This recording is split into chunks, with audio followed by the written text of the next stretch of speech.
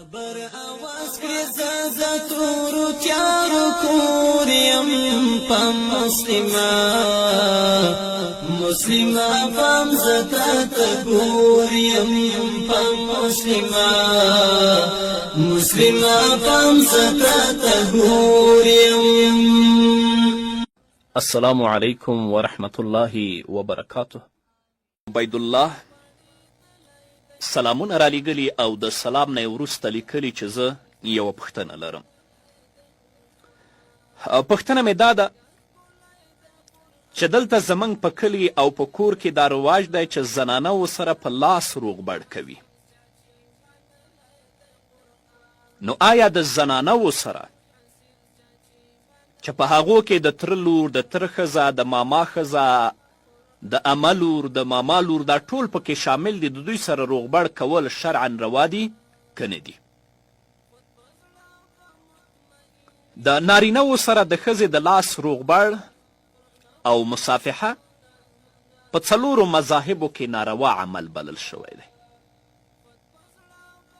نبی کریم صلی الله علیه وسلم فرمایي چې زه د ښځو سره د لاس روغبړ نه کوم، او دا خبره هم ثابته ده چې نبی کریم صلی الله علیه وسلم په ټول عمر کې پردی ښځې سره او اجنبي ښځې سره روغبړ نه دی کړی. خو امام شافعي رحمه الله فقط د سپین سرې غیر مشتهاتې ښځې سره د لاس روغبړ اجازه ورکړي، بس چې سپین سرې وي، مشتهات هم. علامه حسکفي په در مختار کې لیکي، 5م جلد کې 280 صفحه کې، بحر رایق 8م جلد کې 356 صفحه کې، وما حل نظره حل لمسه، د هغې ښځې کتل چې تا ته روا وي، یعنی شرعا هغه ستانه پرده او حجاب نه کوي، نو کولی شي چې هغې سره په لاس روغبړ هم وکړي، خو شرط دی اذا امن الشهوة على نفسه وعليها، چې کله په دې مطمئنه وي چې په د لاس په روغبړ کې نه زما شهوت په حرکت راځي او نه چې چا سره زه روغبړ کوم. ګوره دا محارمو سره چې ته په لاس باندې روغبړ کوې، دا شرط دی چې په ځان به مطمئني او په هغه.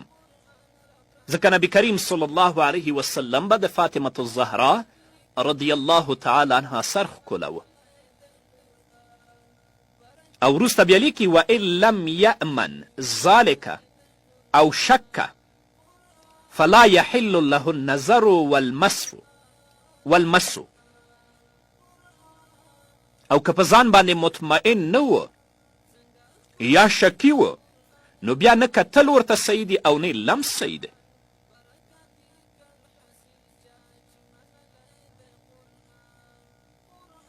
حتی فقهاو لیکلي دي چې په دې باندې حرمت مصاهرت ثابتېږي.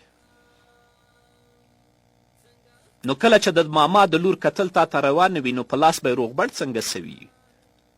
همدارنګه د ورېندارې، د خینې، د کاکا د لور، د عمه د لور، د کاکا د ښځې، د ماما د ښځې، همداسې نور اقارب راواخله.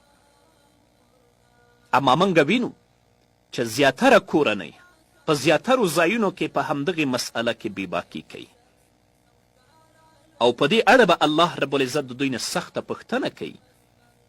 راځئ رواجونه پرېږدئ، د شریعت تابع شئ، د الله رب العزت کلام پرانیزئ، او د دې ترڅنګ د نبی کریم صلی الله علیه وسلم مبارک ارشادات واورئ چې د یو مسلمان په صفت باندې الله رب العزت تاسو ته څه پیغام لري او نبی کریم صلی الله علیه وسلم تاسو ته څه پیغام لري.